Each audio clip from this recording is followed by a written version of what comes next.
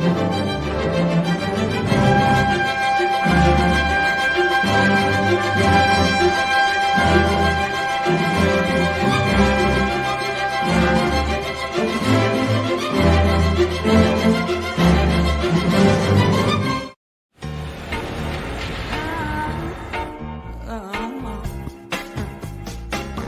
world will never ever leave you in doubt. I don't see what all the fuss is about. I didn't know I had to watch my tongue. Now you know that I'm alone with God. Yeah, you know it's true. I'm too taboo.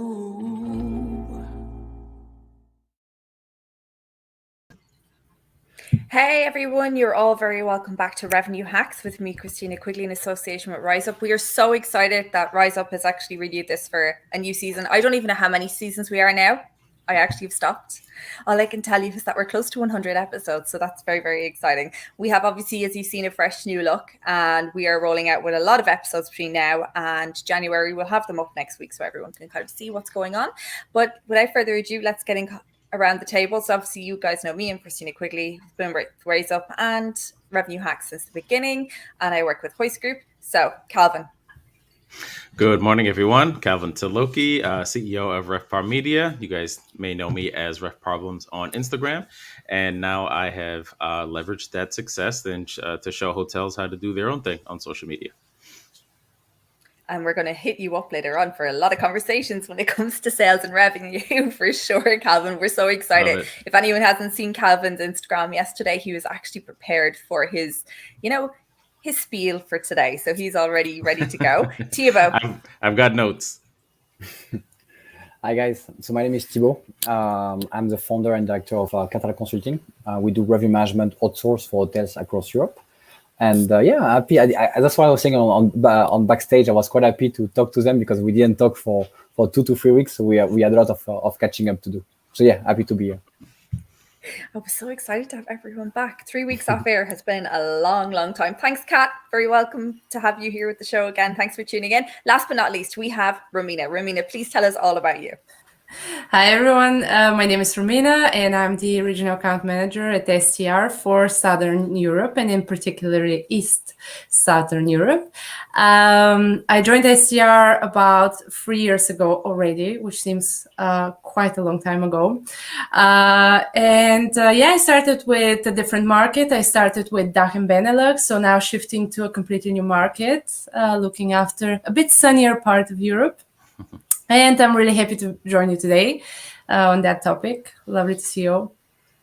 Thank you so much. And thank you again to STR, because STR is one of the Revenue Hacks sponsors. So we're so happy to have one of their team members join us today for the show. So we are kicking off with the age-old conversation: revenue, sales, operations. How can we get everyone to work together when it comes to hotels? I feel like this is still a conversation we've had on and on. It hasn't changed. You think the pandemic would have changed how this operation kind of happened? There's been a lot more hybrid roles introduced within the pandemic. So I'm really keen to get everybody's thoughts and comments on this. I think Calvin wanted to join me. I know, I can see him moving his head. Oh, man. Yeah. This is one I get really passionate about because, I'll preface everything I say on the show today is everything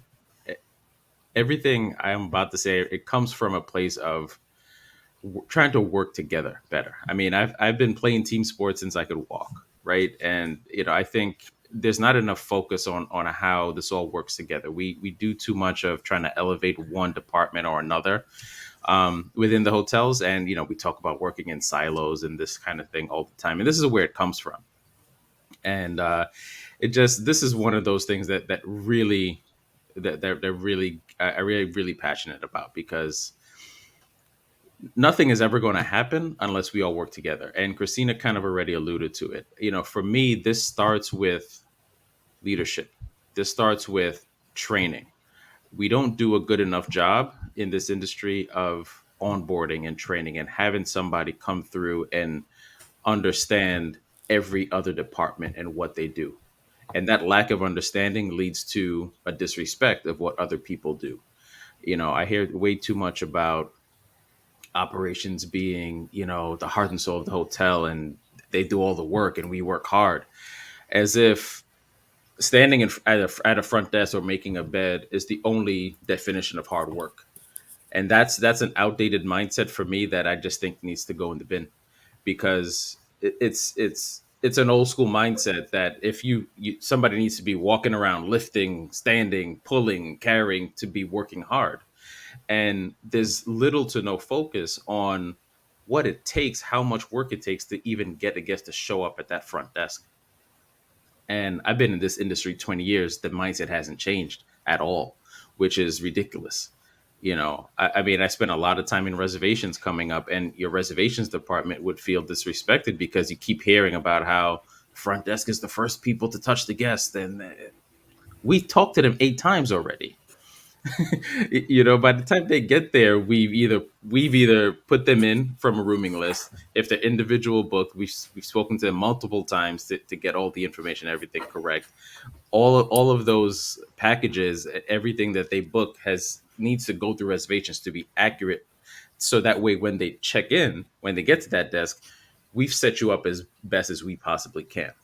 But there's never been enough focus on that process. And like Khristina said, if people don't understand now, after the pandemic, or some places we're still going through it, if you don't understand now how difficult it is to get people through that door and how important it is to get people through that door, quite frankly, I don't know what it's going to take for people to learn.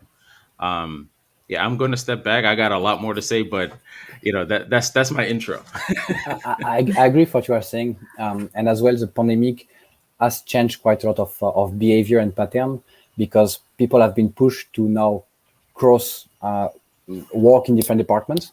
I see some of my colleagues in revenue management now helping in restaurant for breakfast, or like in the front office and going into revenue. I mean, like in where we need, because we have much less staff. So they have to adapt and to adjust and to go to different departments. So in a way, this pandemic has pushed to integrate and to remove the silos.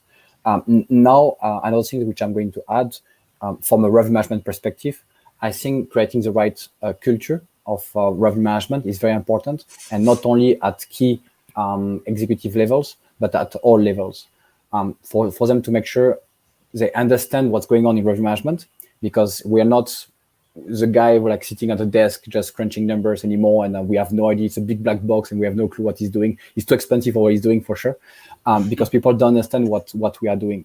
And creating the right culture within the hotel, from the front office, reservation, sales, operation, and so on, will help bring the revenue back up to the hotel. But I think it's very important that we are all working together. We all understand, or at least we are all aware of what everyone is doing and on what they are working on. And we all support each other. We're not afraid to ask questions to the different departments. So this kind of creating the right culture, I think, is very, very important. Agreed. You're on mute, Khristina. That's the first one. She's muted again. We always leave her speechless. That's because it was typing away. Romina, I want to get your thoughts and comments on this, because you work in Absolutely. properties on a regular basis. You worked in properties, but now you're also an account manager. So, what have you seen over the last few months in particular, now that you're moving within different territories? Yeah, definitely. So I absolutely agree with what Thibault and Calvin said. And my comment on this is revenue, operations, sales, everything has changed, not particularly in the last months, in the last 10, 20, 30 years, how things are done, how hotels are operating. Take it not only from a pandemic point of view, but also internet was not a thing 20, 30 years ago. Social media was not a thing 20, 30 years ago. So now everything is shifting. How sales, marketing, revenue is done. Everyone needs to be a lot more collaborative on every single level, not only at, okay, I'm doing my job, you're doing your job.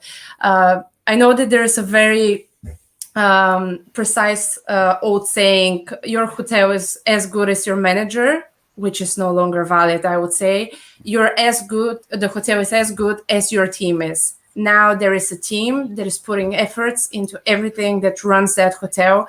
As Thibault said, sometimes you may have to step in, help somebody else. You need to understand what this person is doing in order to be able to provide a better service. So definitely collaboration is a key point, communication, and establishing that great culture within the hotel organization to drive that motivation into the employees. And I think But that's how very do we do that? just to jump on what Romina just mentioned, because it's true. Like sometimes what I hate is like when you have a salesperson saying like, "Oh yeah, Thibault, very great. I've sold this group for one night on the 31st of December, and the hotel is going to be full. And it's going to bring an extra 150,000 or 200,000." And the sales team is like, "Yeah, we are going to party and everything." And you're like, "But did you realize how much displacement is going to create? You realize how much staff we need for check-in, check-out, and for everything and so on." So we need to consider in all decision the impact on other departments, not just focusing on what we have. I understand like it's also important to have different KPIs, but KPIs which are cross KPIs between departments, because if you are focusing just on bringing revenue for the property as a sales and number of leads and so on, then you are going to start to forget about the implication that he has on operation and he has on revenue management. So having those KPIs at hotel level, I think that's super important. That's just my Absolutely. How do you go about that? Because it now seems that, I remember starting in hospitality many years ago and doing a day in a life. So, I started in reception. My first few days was actually inputting bookings. So I got used to how to use the reservation system that was there. And then after that, it was, up in housekeeping. I was actually carrying plates and they realized I was so bad in F&B. They took me out of F&B very, very quickly. And I was back in housekeeping. I was an accountant, but you got to shadow people. Yeah. You kind of understood how your role had an impact on them, but not really on a huge scale, but how everyone should work together. That's all gone. No one does that anymore. So how can we bring the teams together to actually align themselves? We have to focus on it. I can count on two fingers, and again, I've worked in this industry 20 years. I can count on two fingers the amount of hotels where I've had a legitimate onboarding experience, where I did exactly that, where you would meet with either, and at one of these, I was already a director. I was already in the industry 13, 14 years at one of those roles. Because we're constantly firefighting in this industry. We're constantly hiring people because we need a body right now, and hey, let's just throw them out there. And listen, I have some sympathy for that. Don't get me wrong. I understand that there's a need for that at times, but at some point we've gotta break that cycle, and we've gotta really focus on getting ourselves set up properly. I had the benefit of going to hospitality school, so I did a lot of that stuff in school. We had a hotel on campus. I worked the front desk. I worked housekeeping. We ran events where we would order food, stewarding, F&B, all of this stuff before I even really got into the workforce properly. So I have an understanding of all of these other roles. And, to Thibault's point, that's going to make you a better revenue manager. I completely 100% believe that, because you're going to understand the impact, like he said, of with that example of if you want to sell a huge room block on a peak night, that's going to put your staff under stress. So we need to understand the impact of that, and we're not going to be doing things and overselling without thought, right? So that's always going to make you better. And this it goes both ways. The sales and revenue teams need to be more operationally aware. But in my experience, we have more awareness on that side of the table than the operations team does of the sales and revenue side. And that, again, that goes back to leadership. We need to spend more time focusing on both. We do a good job of letting everybody know what operation does in this business. We're not doing enough to focus on how we get those people there. I think as well, in general, I think people need to be more, there needs to be a lot better open communication. There needs to be a lot more thought behind the communication that we're doing. Let's be honest, revenue managers in general in the past, if they're a hybrid role, whether they're doing sales or meeting and events, whatever, would just print the documents from the PMS and just hand them to operations. You might discuss them at a meeting. You might not discuss them at a meeting for anything that's up and coming. I now think that needs to change 100%. And there needs to be a lot more focus together. Operations, some of their teams are duty managers. So they may actually be the people that are talking to guests that the revenue manager doesn't see. And I think that's really important right now that we start looking at other avenues of the hotel's teams to be able to increase our revenue, but also increase our overall satisfaction.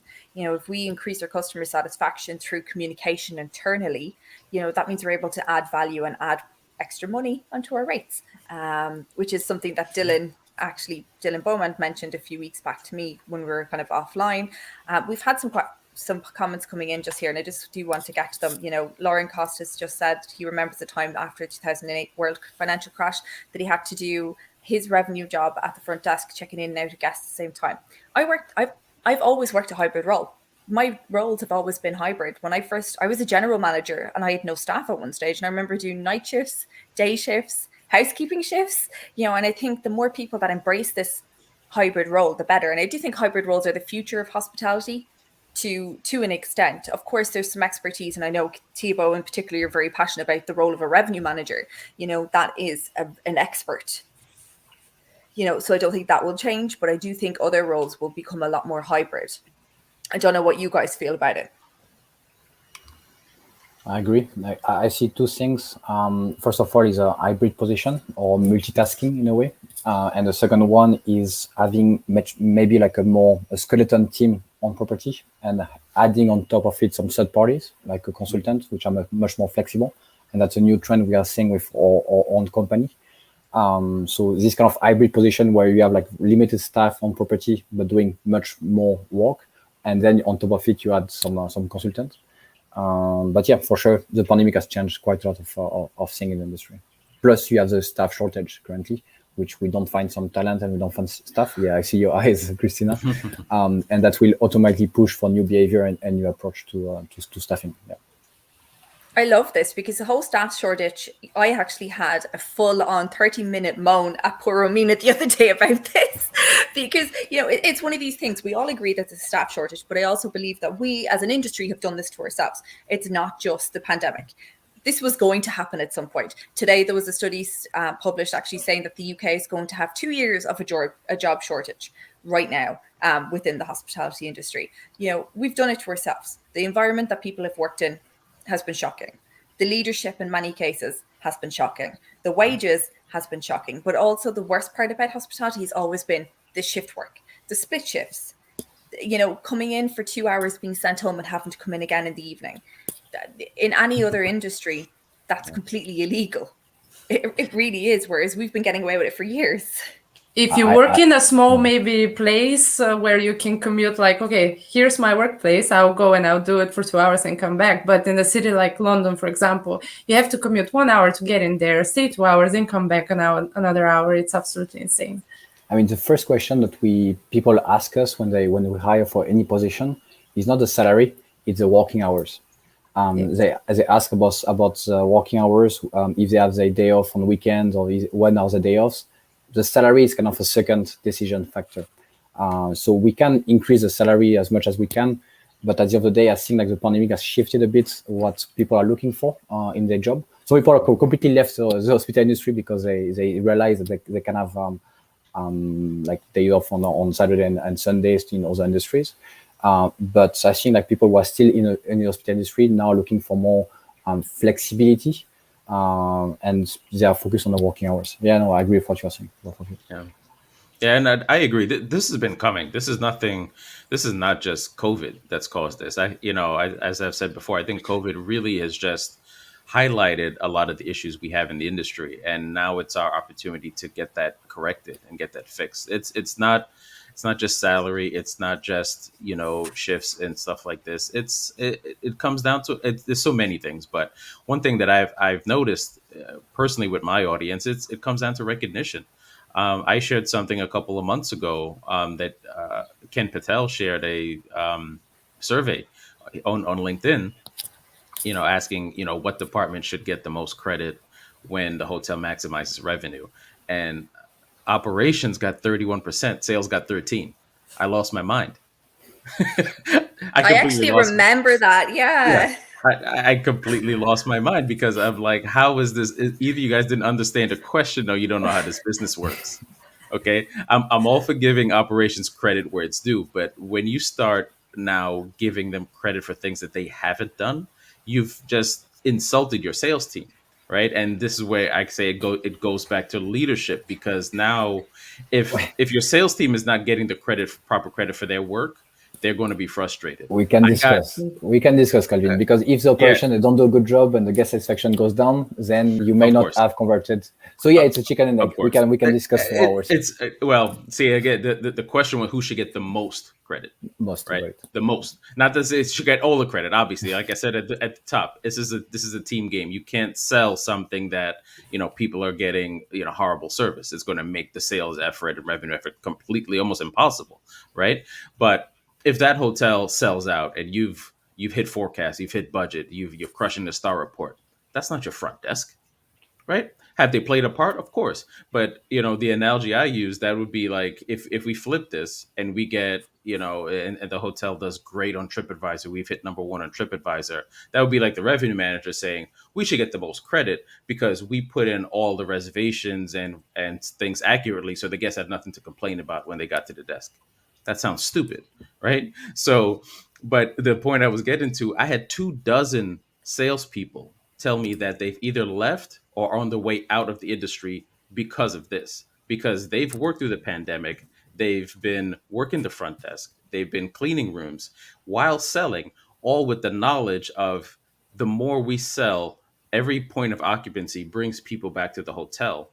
And then they do all of this for operations to get credit for their work, which that's completely wrong. And this goes back to the whole point of this. It's not just money in this industry. This staffing crisis is a lot deeper and a lot bigger than I think people want to give it credit for. Here in the States, they're still talking about, oh, it's the unemployment. Once unemployment runs out, people will come back to work. They won't, because this is how we're making tons of people feel. And the last point I'll make on this is when I started in revenue, the person who really taught me how to do this business and do revenue said to me, if we don't do our job, people lose theirs. And I've always gone through my career looking at it, how important it is for us to hit these goals to keep people employed. And a lot of sales and revenue people do. And so this notion that, oh, sales are just having lunch and if they're taking it easy, we're taking it easy while ops is doing all the work.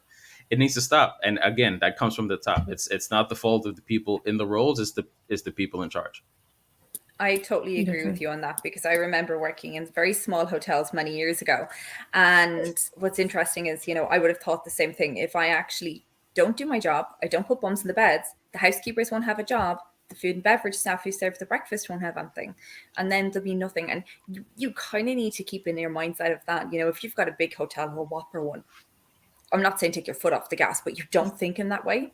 But when you're a small community that you all know each other and you've been in each other's lives for a long time, you've had Christmas parties, family parties, kids parties, that's when you really think about it. I think Luca Hen had a really good point, and I am actually going to jump on this one as well. A good point about your employees' desire for flexibility and a better balance. How do you think the hospitality business can cope with this? Hotels would typically expect flexibility from their employees and not the other way around, 100%. But I do think now, with how the pandemic has actually brought on the age of technology within hotels, technology adoption, and we've seen this with a lot of hotels. I actually know that Lego have a really good product who does this in New York, where they've introduced kiosks, and you have to check in using the kiosks up to 3 days prior to your arrival. You can check it online, and then when you get there, you do your kiosk.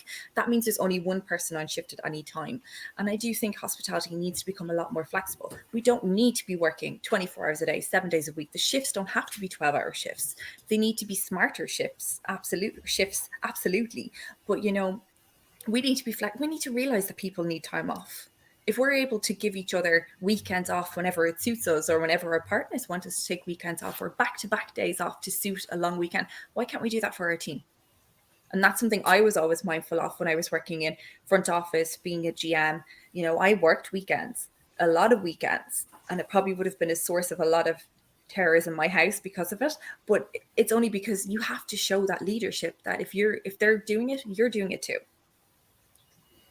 I think it depends on the position that you are talking about, because Definitely. yes, office job, yes, you can be a bit more flexible. You can introduce some working from home days, and you can do your job during the night if you want, as long as the job is done. But when it comes to shift, like a front office, or when it comes to F&B and so on, that's a bit more complicated, because you have to be there and you have to be very present. So we cannot ask for flexibility because that's who it is. Guests are going to be there. Now to find some way around, like be flexible to when you have your kids' birthday to be at home or those kind of thing. I think is very like smart shift. I really like this approach. I think it makes total sense. And then another one which is very important, to be clear with the expectation, the working hours from the beginning, from day one. Because sometimes what people are complaining about is that they jump into a job which was nicely presented, but then when they arrive is a totally different job with totally different working hours and so on. So from the beginning, you need to be very clear with the expectation that we have for this position and the working hours that we expect for this position as well. Absolutely. I would just add something on the side of this is the experience as a customer, seeing people. I'm super pro anything tech, having self check-ins and everything. But all you remember when you go on a holiday is your stay in that hotel, your experience with people, how they treated you. And I would add probably the food that you ate.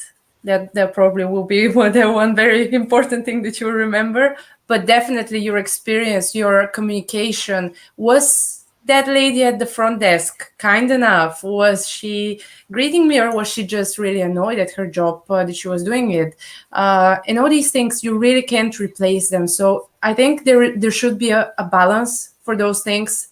Yes, flexibility is important. Maybe like shorter shifts and more flexibility on getting people's personal lives involved. Like, okay, maybe I need to finish earlier, or maybe I can't work on those days. But at the same time, definitely recognize that there are positions that can be done from the hotel. Like maybe if you're a sales manager, revenue manager, you can work from a different even closer country, and you go to the hotel maybe once a week or once a month. That doesn't require you to be present in there. But at the same time, yes, for those very important face-to-face positions, how can you embrace that flexibility? I think that there is still room for front offices to be a lot more flexible, for sure. You don't need to be standing at the desk at 7 o'clock in the morning. Oh, unless there's definitely. a group checking out. Yeah. Let's be honest. There's a lot of times now where you can have flexible desks, almost flexible working environments that are quite cool and ad hoc in a way, using technology, tablets instead of using clunky desktops, constantly freezing, using cloud technologies, making everything seamless, and then essentially being a representative of the hotel rather than a receptionist. And I think that's the way it should be right now, because you are a storyteller of what happens in the hotel. Simple as. I think what's really interesting is we're getting lots of comments coming in here. So Andrew Jenkins actually mentioned that he operates all their shifts as flexible as they can to give people a chance to work around what works for their families, and also to get the last ferry back to the estuary. I think what's really interesting as well is that we did have some questions coming in from Shannon Knapp, who's actually based in Australia, who said that in Australia, there's been a lot of regions and a lot of revenue managers that have been taken out of the industry have gone working for Australia Post or the tax office to utilize their analytical skills. And she wanted to know if we've seen that across the other regions. Absolutely. I used to be a revenue manager. I'm now a technologist. We've seen a lot of people leave revenue roles or leave hospitality to go into, I'm not going to say more flexible roles, but I think it's more stability for sure. And I think it's recognition, back down to Calvin's point again, 100%. It's going into a company that gives recognition to them for their hard work, because that is a problem. And I'm going to be honest with you, the more times they spend with all these big companies, I don't think they're going to come back. I don't. I remember leaving and working in the corporate office years ago, and one girl said to me, "You'll be back in hotels." I was like, I won't, because the operation side just, it drains you. It really and truly does drain you. And that's the problem as well. And I think what's interesting is Clara touched on, that, sales does get annoyed, or operations does get annoyed when they see sales having lunch and doing everything. But I don't think sometimes, unless hotels properly communicate with their teams, the operations teams and the front office teams, they won't understand how important these comp lunches are, or these meet and greets are for sales, to be able to have that human touch, to be able to secure that client. Yeah, that and again, it goes back to leadership. It goes back to the culture at the property. I'm not sitting here and saying that sales and the revenue effort doesn't need to communicate that with front office and operations in general. Again, I feel like that's what made me good at revenue management because I understood all of that. So you can communicate to your operations teams, hey guys, listen, we know that this is tough. We know that, but this is what the client wanted. This is what it took to get the business in here. How can we help? How can we make this as easy for you as possible? Right. And it's just about acknowledging the fact that, you know, it is going to be difficult instead of just dumping a pile of crap on the desk and walking out and then going to lunch, quote unquote, or we don't have weekends off. It's this perception, right? And that if the sales and revenue team are not doing that on their own, then the leadership needs to make sure that that's happening. At the same time, operations teams need to show up to these meetings. They need to show up to the resume meetings, right, where all this information is put out instead of saying, "Oh well, we were busy helping the guest." They're always helping a guest. There's always somebody at the desk when the meeting is happening and information is disseminated, right? Then if they're not at the meeting, there's an email that doesn't get read, and then the frustration goes back to the sales and revenue team. It's like, we talked about this for 6 months. What do you mean you don't know? I feel you, Calvin. I feel you. You just know? you just want a big hug. I feel. No, like I said, it's frustrating because I've been in this business for 2 decades and it's never changed. The issues are the same as they were 20 years ago. At what point are we going to stop? At what point are we going to say, listen, guys, let's fix this? And not every single hotel I've worked at hasn't been like that. So that's why I know it's possible to get this done. You need the right leadership in place. And it's not just the general manager, it's all of your department heads, your director of operations, your director of revenue, director of sales. Everybody needs to be working together to get this. And that's what's going to trickle down into the staff and make things run seamlessly and get rid of all these issues. I'm probably going to say something, and obviously you guys know me by now, but I really think one of the only kind of industries within this that everything seems to work well within hospitality is you have the luxury market. It never seems to crack. Let's be honest, you rarely see a crack in a 5-star luxury hotel. When it comes to sales, marketing, or operations, they all know their roles. Or a Michelin-starred restaurant, again, you never see a crack there. Whereas if you look at, the lesser hotels or the lesser environments, that's where everything just seems to fall apart. Now, whether it's the fact that luxury are very good at hiding everything, I've gone in on consultation jobs and not seen anything, or it is actually that seamless. There's some amazing resorts that can do it very, very well. Aina Hassett, who's a former Revenue Hacks host, he actually is probably one of the perfect examples. A lot of his places I've seen has been very seamless in the operations. Now, it could be just a painting, but deep down, the luxury markets do it quite well when it comes to this. Revenue knows what sales are doing. Sales knows what operations are doing. And operations in particular know how vital their role is to be able to bring the customers to the forefront and give that ultimate customer experience. But correct me if I'm wrong, please, because, I've missed you guys, so I'm ready for it. I've got my punchy gloves on. You know what? I will say in my luxury experience wasn't like that. But again, it's a one-off, right? I think generally speaking, you're correct. I have entered that luxury space, and it wasn't like that at all. I've actually seen some of the worst things that you could see. We had a guest who stopped coming to the hotel. A guest who was staying from day one, 6 years, had never left this hotel. He decided to go stay at our competitor right next door because at some point room service switched from serving on regular plates and silverware to this kind of to-go type of plastic, and all he wanted was a plate. That's all he wanted. 6 different times this man had to complain about it, and he eventually gave up. We're talking about a guy who probably spent 6 figures in room revenue at this property over a number of years. He completely left because he gave up, because we couldn't just give him a regular plate to eat on when he was done with work. So, wow. Okay, then I take it back. That's luxury for No, I agree with Kevin as well. I think luxury markets, they also have some similar issues than other markets. For me, I've been working with Wooden spoons, Eva. I saw. What was it? That's actually a very fair comment. You're right. Bamboo straw, no go. Yeah. We're trying to be more environmentally friendly. Yeah. Yeah. No, but to finish on what I was saying, for me, my experience with 5-star, with for example Four Seasons, I know that people the employee everything has been on focus on the employees, and I know that employees who are starting with Four Seasons, most of the time they don't leave Four Seasons until the end of their career.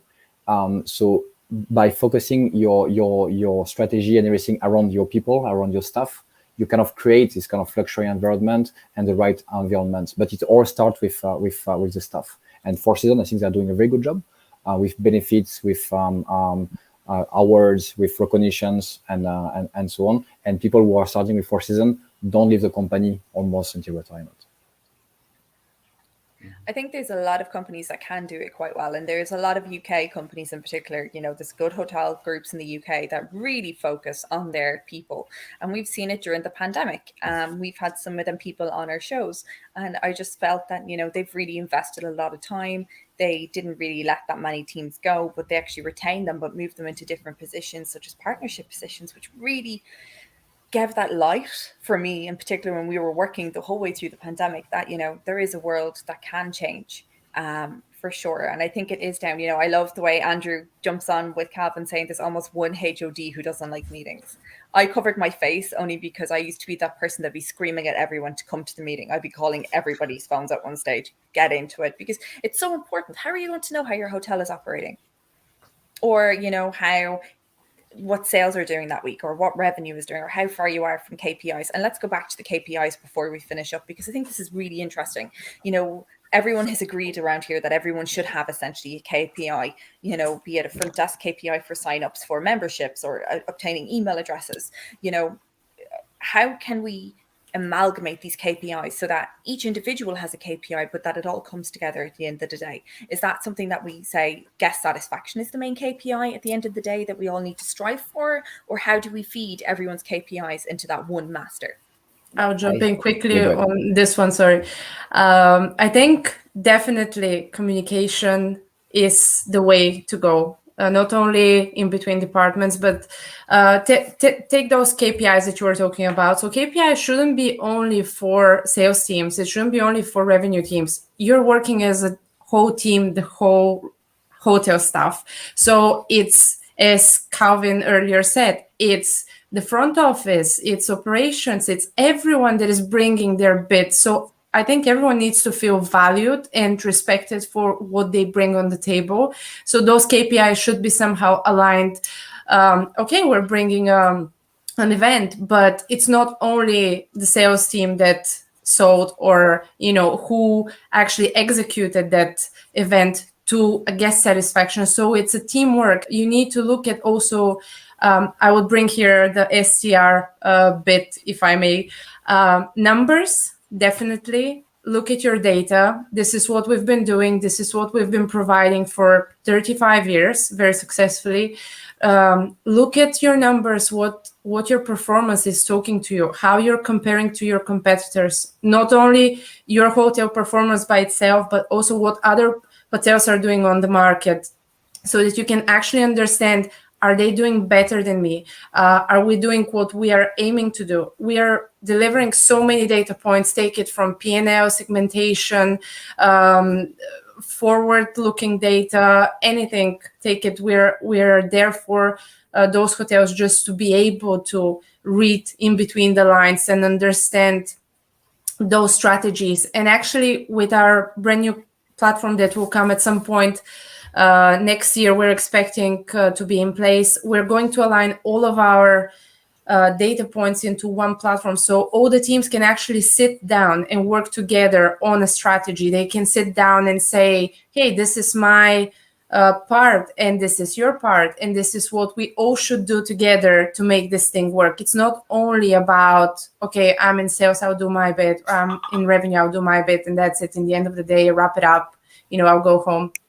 So it's really, really important to take those tools that are available to you, communicate, and also the leadership that Calvin and Thibault definitely brought up to make those people work together towards those goals in the end of the day. You could have, I fully agree with you, Romina, and I was going to mention RGI, so thank you for jumping in. But for me, I like this kind of approach of having like 5 KPIs with 3 individuals KPI, like you're fully responsible for those one team KPI, because if your team achieves something, it unlocks a new bonus or whatever, but it kind of reinforces kind of a team working. And the last one should be an hotel KPI. So be it the Revpar, be it the RGI or something, but which is kind of which is a full hotel performance, not only your department but the full hotel. So therefore, like if the hotel succeeds, then you succeed as well. But as well, if it doesn't, so you are all incentives to work for the hotel. And one last one, which I like to do, it's more because people at the end of the day they ask for clarity to understand like where they are going. To sit down with like the head of department, to sit down with the -1 and then -1 to sit down with the -1 and so on, to sit down every 3 months to say like for the next 3 months, what are you going to work on? And we agree on three steps, 3 items that we're going to focus on. You sign here, I sign here, and then 3 months after we sit down again. But having those kind of clarity on where we are going for the next 3 months, and if everyone does it, everyone in the organization will understand where they should go for the next 3 months and where they should focus on the next 3 months. And I think those kind of practice is very simple, but could guide and to bring some clarity and culture to the organization of those kind of KPIs. Yeah, I got nothing to add to that. I love the way that was like, yeah, okay. Well, you come down with your weave there, yeah. We did have a question there from Shannon, and I think it's really interesting because I never really thought of it this way. But does anyone have front office managers or executive housekeepers who are incentivized in part-based hotels, Revpar, Revpar, or GI and performance? I think that's really interesting. I love the way Andrew jumped on saying that he has done that in the past. I don't think housekeepers in general are incentivized.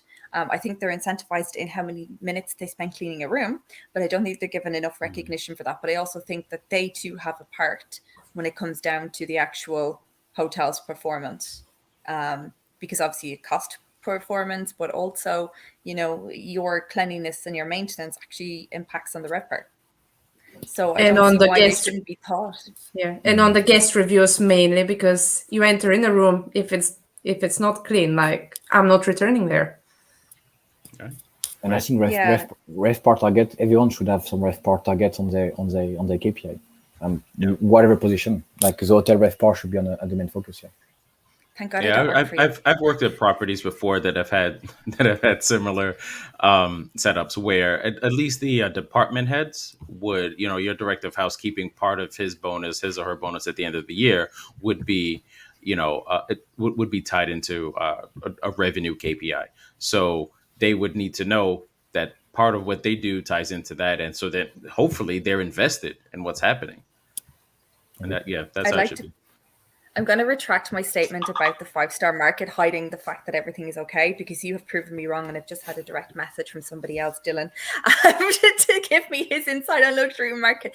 So I'll retract my statement, okay, before we finish the show. I hope everybody's happy on that one.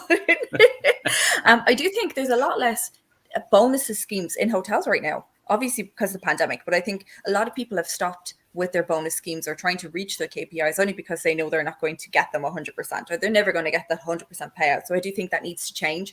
The recognition we give to our hotel teams needs to change 100% for the future. I think everyone should have their targets, but I definitely think it's something that needs to be an actual achievable target, and then obviously the stretch. And when I say achievable, it means that the person does get that reward for sure.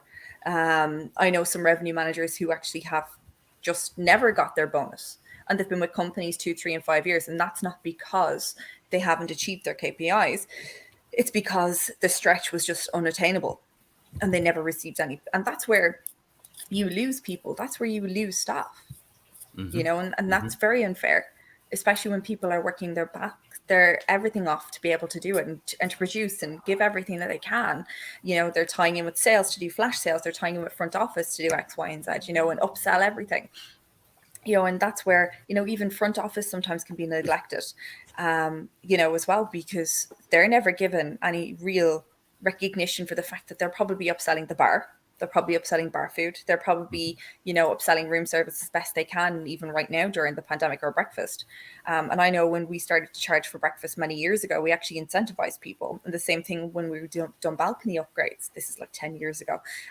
We actually incentivized people, and it worked. And people enjoy that recognition. It's a bottle of wine. It costs like £4, not even. But, you're giving something back. You should not only give back to the guests, but you should give back to your teams. 100%. So without further ado, we are coming to the end of the show. It's hard to believe the 45 minutes has gone so quickly, so fast. Mhm. It's one of these conversations that I think we could talk about for a very, very long time. I want to thank everybody who's joined us today. A special thanks to Romina and STR. As mentioned, Revenue Hacks is powered by RaiseUp, but with STR as well. So we do like to thank our partners. And STR will be launching that next year. So keep your eye out, because Romina will be knocking on your door looking for your hotel to participate. And if not, it will be Michael, it'll be Sarah, it'll be someone for sure. Thank you guys for joining us. It was great to have you guys back. This hiatus was a little bit, it was sad. It was much needed for all of us to recharge, but it was sad too. Yeah, Thank you so much, everyone. And Eva, thank you so much working in the background. Thank you to all the audience today for joining us, in particular, the people who really got involved. Andrew, Dylan, Shannon Knapp, thank you so much for jumping in, and Julie Grieve as well. We look forward to getting back to you guys in the comments, and we will see you guys next week, same time. Cheers, Thank guys. you, everyone. Bye.